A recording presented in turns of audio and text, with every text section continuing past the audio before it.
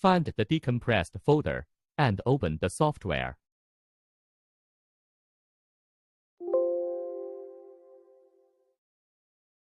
Click on this icon at the very bottom.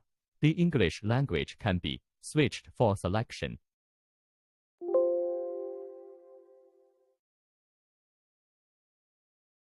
Find the second folder in the USB drive. Open the screenshot inside. Adjust the parameters in the software one by one according to the pictures.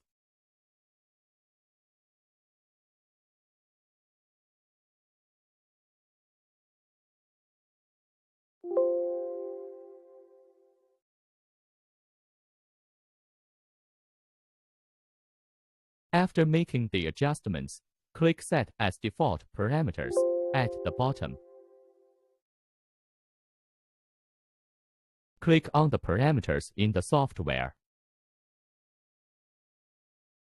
It's still adjusted according to the picture.